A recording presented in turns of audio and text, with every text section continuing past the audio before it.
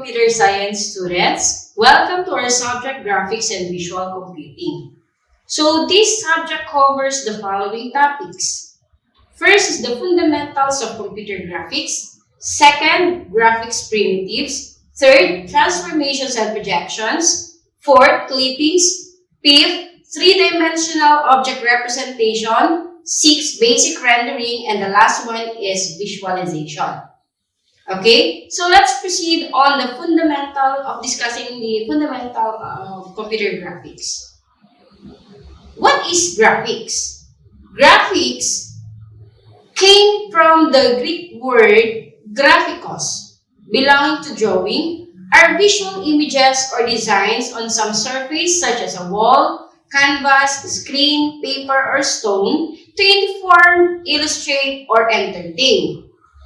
Examples of graphics include maps, photographs, drawings, typography, numbers, symbols, geometric designs, designs and patterns, family trees, diagrams, architectural or engineering blueprints, bar charts and pie charts, schematic, line art, flow charts, and many other image forms. So graphics, guys, often combine text, illustration, and color. A graphic is an image or visual representation of an object. Graphics are often constructed with text, which is comprised of characters such as numbers and letters rather than images. Graphics can be functional or artistic. The latter can be recorded versions such as a photograph or interpretation by a scientist to highlight essential features, or an artist, in which case the distinction with imaginary graphics may become blurred. It can also be used for architecture. Okay, so let's discuss the history of graphics. The earliest graphics known to anthropologists studying prehistoric periods are cave paintings and markings on boulders, bone, ivory, and ant hairs, which were created during the Upper Paleolithic period from 40,000 to 10,000 BC or earlier. Many of these were found to record astronomical, seasonal, and chronological details. Some of the earliest graphics and drawings are known to the modern world from almost 6,000 years ago, are that of engraved stone, tablets, and ceramic cylinder seals, marking the beginning of the historical periods and the keeping of records for accounting and inventory purposes. Records from Egypt predate this, and papyrus was used by the Egyptians as a material on which to plan the building or of pyramids. They also used slabs of limestones and wood from 600 to 250 BC. The Greeks played a major role in geometry. They used graphics to represent their mathematical theories such as the circle theorem and the Pythagorean theorem. In art, graphics is often used to distinguish work in a monotone and made up of lines as opposed to painting. Okay, as you can see in figure 1.0, it is an example of a drawing. So this is an example of an illustration of a character from a story. This one is a photo of a tulip. Okay, so figure 4.0 represents a web graphics. It is a signature art used on web forums. This one is an example of a line art. Yan. Published in the survey October 1917 to March 1918. And then, this is a Venn diagram, which is an example of diagram So this Venn diagram is commonly used in computer science subjects. Map, the figure shows the world map. And this one is an example of an engineering drawing. Okay, so for the uses of graphics. Graphics are visual elements often used to point readers and viewers to particular information. They also used to supplement text in an effort to aid readers in their understanding of a particular concept or make the concept more clear or interesting. So, napakaganda kapag ang presentation ay may visual element or graphic elements.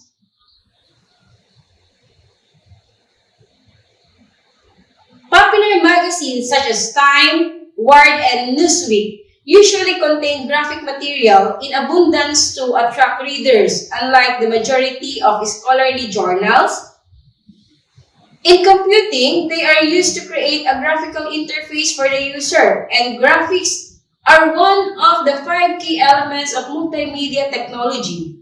Graphics are among the primary ways of advertising the sale of goods or services. Graphics are commonly used in business and economics to create financial charts and tables.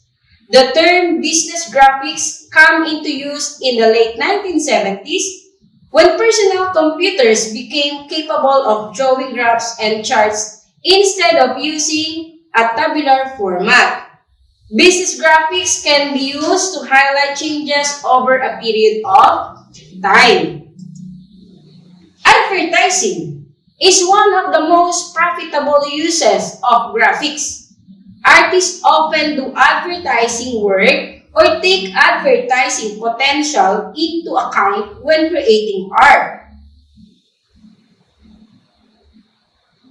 To increase the chances of selling the artwork, most importantly, graphics give a good look to artwork whenever it is applied.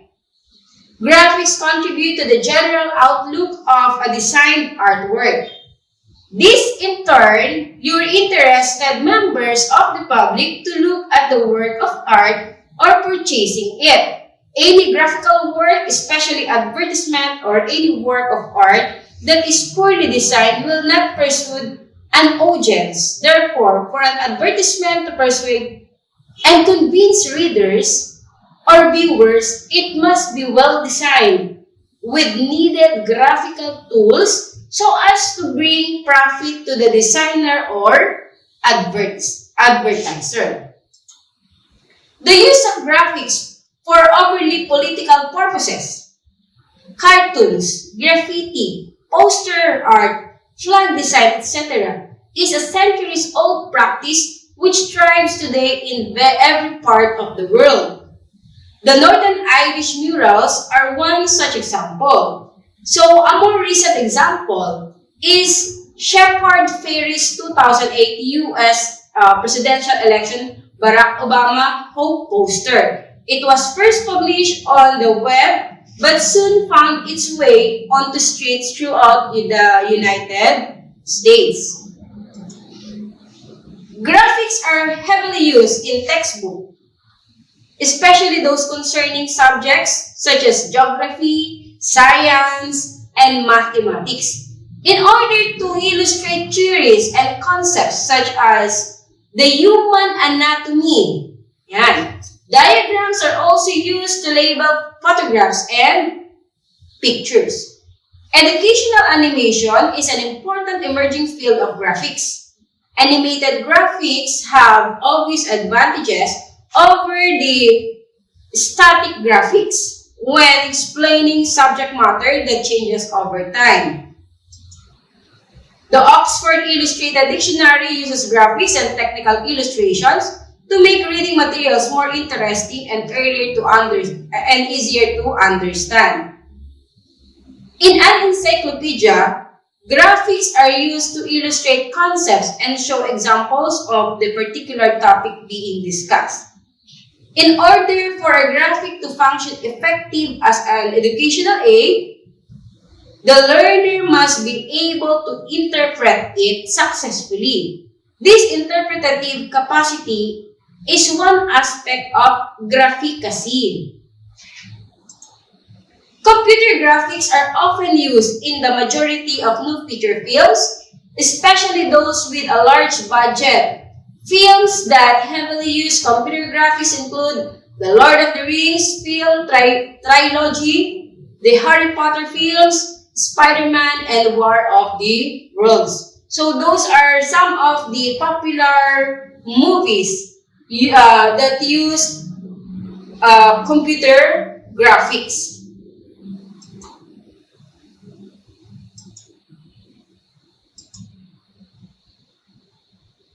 So how about the computer graphics? It is the branch of computer science that deals with generating images with the aid of computers. Today, computer graphics is a core technology in digital photography, film, video games, cell phone and computer displays, and many specialized applications. Great deal of specialized hardware and software has been developed with the display of most devices being driven by computer graphics hardware. It is a vast and recent developed area, computer science. The phrase was coined in 1960 by computer graphics researchers Vern Hudson and William Fetter of Boeing. It is often abbreviated as CG, or typically in the context of film as computer-generated imagery, o yung tinatawag nating CGI.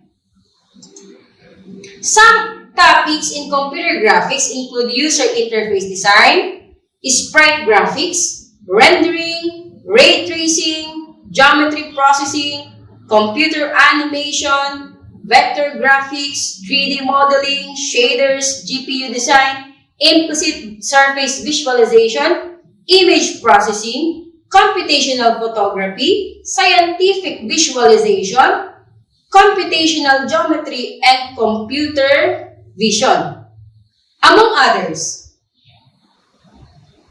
The overall methodology depends heavily on the underlying sciences of geometry, optics, physics, and perception.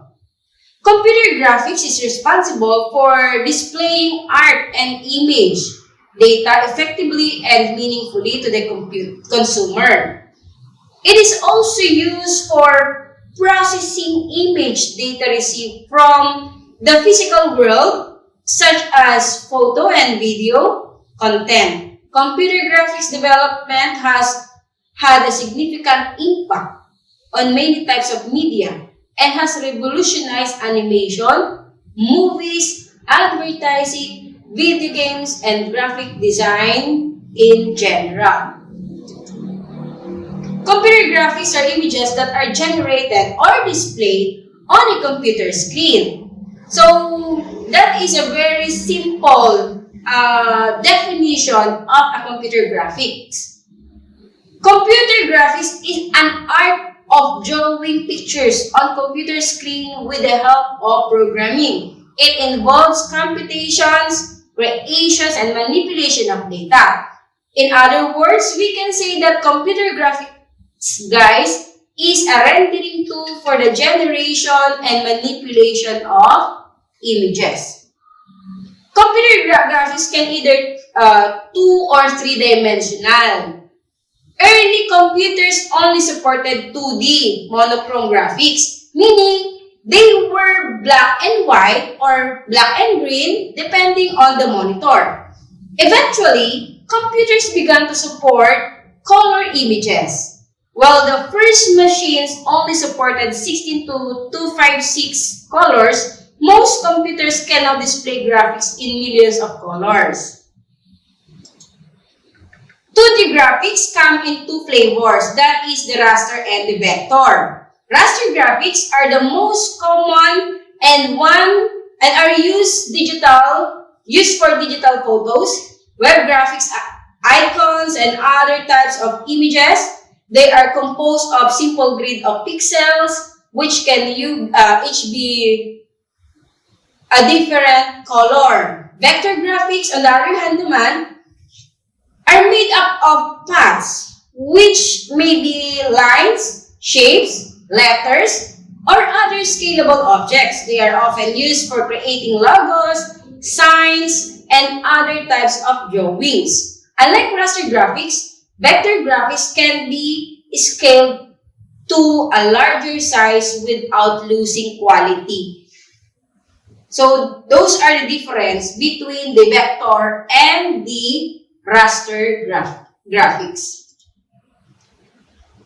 3D graphics started to become popular in 1990s, along with 3D rendering software such as CAD and 3D animation programs. By the year 2000, many video games had begun incorporating 3D graphics since computers had enough processing power to support them. Now, most computers now come with a 3D video card that handles all the 3D processing, which allows even basic home systems to support advanced 3D games and applications. So here are the exact applications of computer graphics: display of information, design, simulation and animation, and user interfaces. So those are just some of the applications of computer graphics.